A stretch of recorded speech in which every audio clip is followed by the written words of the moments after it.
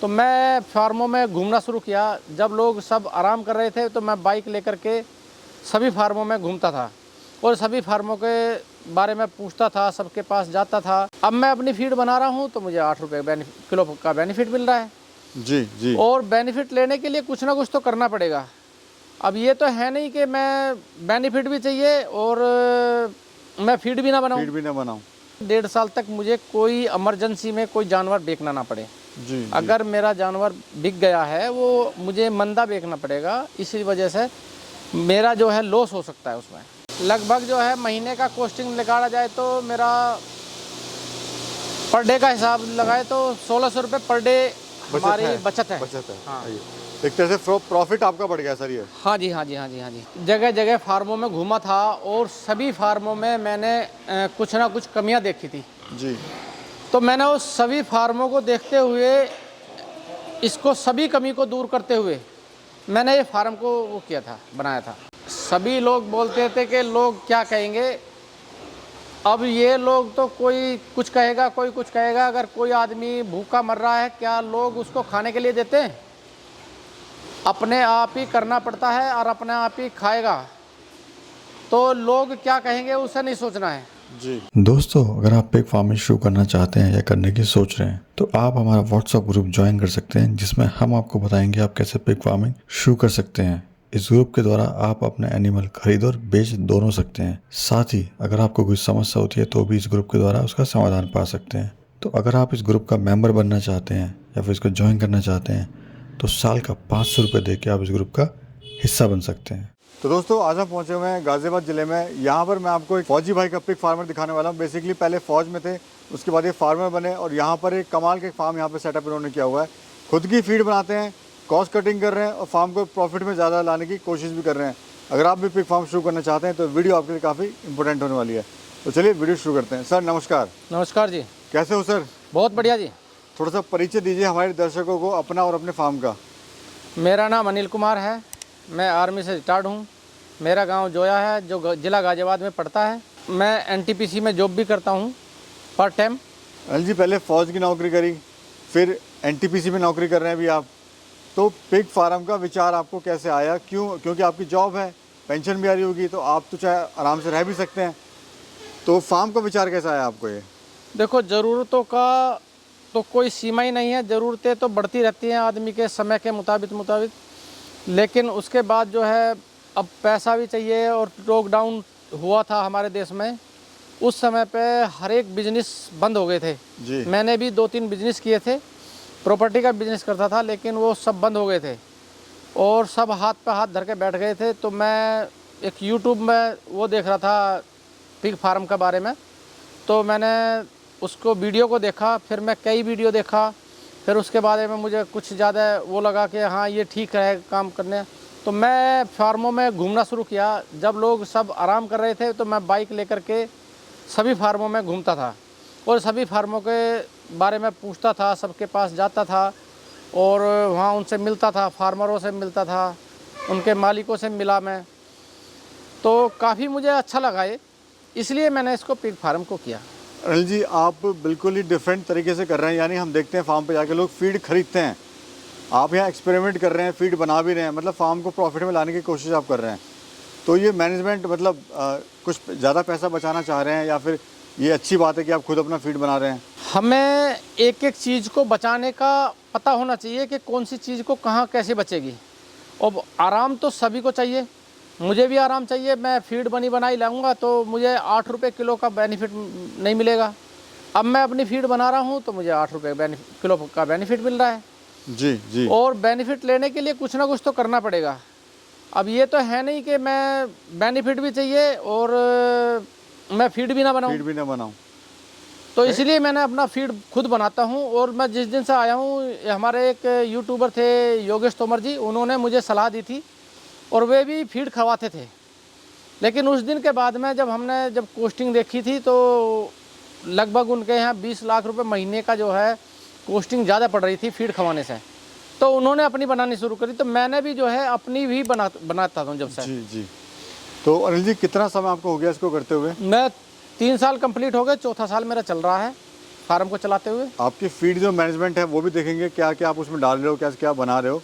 जी। तो कितना इन्वेस्टमेंट आया था शुरुआत में, खर्चा कितना मेरा आया था लगभग 35 लाख रुपए मेरा लगा था फार्म चलाने के लिए। इसमें? फार्म बनाना, एनिमल बनाना 1.5 साल तक का खर्चा है पूरा सब चीज़ का। और जब भी कभी भाई कोई बनाता है तो उसे पहले ये सोच ले, अपना मैनेजमेंट कर ले कि 1.5 साल तक मुझे कोई इमरजेंसी में कोई जानवर बेचना ना पड़े। जी। अगर मेरा जानवर बिक गया है वो मुझे मंदा बेचना पड़ेगा, इसी वजह से मेरा जो है लॉस हो सकता है उसमें। अभी सर कितने एनिमल हैं? मेरा लगभग जो है इसमें 100 एनिमल के लगभग हैं जी। और 40 बच्चे हैं। ठीक है, आइए सर चलते हैं। जो फीड मैनेजमेंट है आपका, बड़ा अच्छा लगा मेरे को कि आप एक नई पहल कर रहे हैं, एक नई चीज़ लाने की कोशिश कर रहे हैं और खुद का ही अपना सारा सेटअप बना रहे हैं आप। ये हमारा मक्का पिसरा है इससे। जी। ये हमारी फीड बनी हुई है, ख़त्म हो रहा है अभी। इसके बाद में तो ये बनी हुई है सर? ये बनी हुई फीड है। अच्छा, तो ये हमने बना के तैयार कर रखी है। ठीक है। और ये हमारा कच्चा मटेरियल है। ये इसमें सोया है, हाँ जी। इसमें पॉलिश है, जी। इसमें किनकी है। हो गई। हाँ जी। ठीक है। हाँ जी, ये हमारा गोदाम है। तो ये साल भर के लिए हो जाता है सर? नहीं जी, ये तो 1 महीने 2 महीने में ख़त्म हो जाता है, फिर दोबारा भरते हैं। वो पॉलिश लगी है, उधर किनकी लगी है, उधर पॉलिश है, ये मक्का है। तो सर खुद का जो फीड आप बनाते हैं तो इसमें फ़ायदा तो होता ही होता है, मतलब 8 रुपये के आसपास आपको हाँ जी, बचत हाँ जी। होती है। लगभग जो है महीने का कॉस्टिंग निकाला जाए तो मेरा पर डे का हिसाब लगाए तो 1600 रुपये पर डे हमारी बचत है। बचत है। हाँ। आइए। एक तरह से प्रॉफिट आपका बढ़ गया सर ये। हाँ जी, हाँ जी, हाँ जी, हाँ जी। चलिए। तो सर इस तरह के जो फार्म आपने बनाए, इस फार्म को क्या बोलते हैं? हम देखते हैं जो पुराने फार्म होते हैं वो ईंटों से बनाते हैं, खाने में बनाते हैं। आपने पूरा ये हॉल टाइप आपने बनाया हुआ है। मैं ये जगह जगह फार्मों में घूमा था और सभी फार्मों में मैंने कुछ ना कुछ कमियां देखी थी। जी। तो मैंने उस सभी फार्मों को देखते हुए, इसको सभी कमी को दूर करते हुए मैंने ये फार्म को वो किया था, बनाया था। क्या खर्चा सर आपको आया इसको बनाने के लिए? ये लगभग जो है इसमें शेड में 12-13 लाख रुपए लग गए थे। ये 40 बाई 72 का है शेड जो है। और सर इसको जो रेलिंग लगी है लोहे की, इसको बनाने का क्या फ़ायदा होता है? क्या आपको इससे बेनिफिट है जी? इसको बनाने का ये बेनिफिट है, एक तो जो है हवा लगती है खुला। अब ये गर्मी जब आ जाएंगी तो हम जाली लगा रखी है, जाली के ऊपर से ये पुन्नी वन्नी सब निकाल देंगे तो हवा आर पार दिखाई देगी। जी जी जी। और अच्छी हवा लगेगी जानवरों को, इनको गर्मी नहीं लगेगी कभी भी। वेंटिलेशन जो है वो बना रहेगा। जी जी। अभी सर कितने एनिमल हैं टोटल फार्म पे? अभी एनिमल 100 लगभग हैं और 40 बच्चे हैं। जी जी। अच्छा सर ये बताइए, मार्केटिंग की इसमें कोई समस्या आती है क्या? मार्केटिंग की इसमें कोई समस्या नहीं आती, ये अपने आप ही यहाँ वायर आते रहते हैं। और फिर मेरे यहाँ तो लोकल का बहुत ज़्यादा सेल है, मेरे यहाँ लोकल में बहुत अच्छा जाता है और अच्छी रेट में चला जाता है। तो क्या रेट चल रहा है सर अभी? मेरा लगभग जी 250 रुपये से लेकर के 550 रुपये तक, बच्चा छोटा जो है 550 रुपये किलो से लेकर के और 250 रुपये लास्ट है मेरा, जो बड़े से बड़ा कितना ही बड़ा हो जाता है। और कटिंग की बात करें, पैटनर जो होते हैं सर वो क्या रेट चल जाते हैं? पैटनर मेरे जो हैं वेट के ऊपर अलग अलग हैं। जैसे कोई वेट है, किसी का 50 किलो वेट है तो 300 रुपये किलो चला जाएगा। हाँ जी। तो मेरा अलग अलग वेट पे अलग अलग है। जी जी। आपने ट्रेनिंग वगैरह सर कहीं ली थी क्या जब शुरुआत मैंने की थी? जब शुरुआत की थी मैंने कहीं ट्रेनिंग नहीं ली थी, बस मैं फार्मों में जाता था और फार्मों में देखता था, उनके साथ ही बैठता था, उठता था, तो यही था। और ट्रेनिंग तो मैंने जो है अभी 2024 में जनवरी में की थी अलीगढ़ में, वहाँ लेकर के आया था मैं अलीगढ़ जाकर ट्रेनिंग। जब आपने काम शुरू करा होगा तो लोगों ने कहा भी होगा कि भाई आपने क्या काम शुरू कर दिया, आप तो फौजी हो, फौज से रिटायर हो, पढ़े लिखे हो। सभी लोग बोलते थे कि लोग क्या कहेंगे। अब ये लोग तो कोई कुछ कहेगा, कोई कुछ कहेगा। अगर कोई आदमी भूखा मर रहा है, क्या लोग उसको खाने के लिए देते हैं? अपने आप ही करना पड़ता है और अपने आप ही खाएगा। तो लोग क्या कहेंगे उसे नहीं सोचना है जी। इसलिए मैंने जो है, लोगों ने मेरे से पूछा भी था तो मैंने उन्हें बताया भी था कि भाई लोग फलाना आदमी जो है भूखा मर रहा है, उन्होंने ज़मीन बेच दी, अपनी घर बेच दिया, वो सड़क पे है आज। क्या लोगों ने उसे कुछ दिया? बिल्कुल। भाई जब तक कुछ करेंगे नहीं तब तक हासिल नहीं होगा।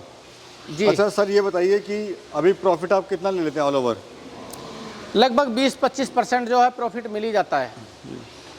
अभी कैसा काम आपको लग रहा है सर ये? काम बहुत अच्छा है, बहुत अच्छा है और बहुत बढ़िया है। इसमें किसी तरह का सर कंपटीशन या ना माल ही ना इसमें बिकना? कोई कंपटीशन नहीं है और माल ऐसा कुछ है नहीं कि माल ना बिके। कोई दिक्कत नहीं है माल ना बिकने वाली इसमें। इसकी जो सेलिंग होती है सर, इसका जो खरीद फरोख्त होती है वो कैसे होती है, थोड़ा बताइए। इसका जो सेलिंग है वो पहले तो ये वायर के यहीं आ जाते हैं, हमारे फार्म पे आ जाते हैं जो लेने के लिए, और आके रेट करेंगे, वो भी रेट करते हैं, हम भी अपना रेट बताते हैं उन्हें, और हमारा रेट अगर उन्हें पड़ता खाता है तो देते हैं, नहीं तो हम देते नहीं उनको। जी जी। अब सर ये बताइए जो एक फ़ीमेल है उसकी क्या कॉस्ट आती है मतलब तैयार होने में? एक फीमेल को बच्चे को तैयार करने के लिए लगभग 9,500-10 हज़ार रुपये आराम से उसका तैयार होने के लिए लग जाते हैं। जी। और जो बचत है वो बचत क्या आती है सर? बचत यही जो है 20-25% आती है इसमें। एवरेज कितने बच्चे देती हैं सर? एवरेज तो इसका जो अगर औसत लगाया जाए टोटल ही तो 7 या 8 बच्चों का एवरेज निकलता है। बच्चे तो 14 भी देती है, 15 भी देते हैं, लेकिन कुछ बच्चे कम दे देती हैं, उनके मर जाते हैं, मादा दबा लेती है। 8 का एवरेज है? हाँ जी। अच्छा 100 किलो होने में सर कितना समय लगता है? कोई कहता है 6 महीने में हो जाता है, कोई कहता है 9 महीने में होता है। लगभग 7-7.5 महीने में 100 kg का हो जाता है बच्चा। हो जाता है। अच्छा सर हम देख रहे हैं कोई कंपटीशन नहीं है, मार्केटिंग बहुत अच्छी है, लेकिन कारण क्या है, फार्म क्यों बंद होते हैं?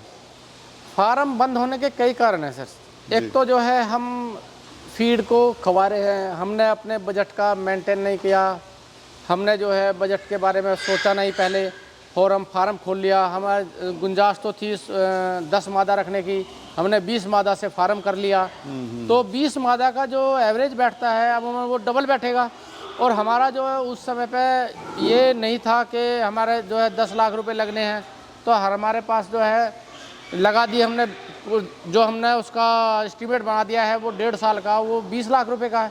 तो 10 लाख रुपए कहाँ से आएंगे? 10 लाख रुपए या तो आप लो कहीं से, और नहीं लोगे तो आप फार्म को अकरा मंदा बेचोगे उसे, और लास्ट में बंद कर दोगे, या फिर बीमारी कोई आ जाती है तो उसके कारण भी आदमी लॉस में हो जाता है, और बजट आगे अगर रहता नहीं है उसके पास, तो मेन बजट है। बजट है। अच्छा सर अगर कोई भाई गरीब है हमारा, कम पैसा है, वो कैसे शुरू करे पिग फार्मिंग? 5 मादा से शुरू करे वो। 5 मादा से अपना ठीक ठाक वो कर सकता है, अपना वो उसको रूटीन कर सकता है। अगर मान लिया उसके बच्चे मतलब पैसा बिल्कुल कम ही है, तो 5 बच्चों के जितने मादाओं के बच्चे हुए उनमें से आधे बच्चे बेच दे, उसमें फिर आधे रख ले, फिर ऐसे ही धीरे धीरे करके बढ़ाता रहे, जिससे कि उसका रूटीन भी चलता रहे और वो काम भी कर ले पूरा।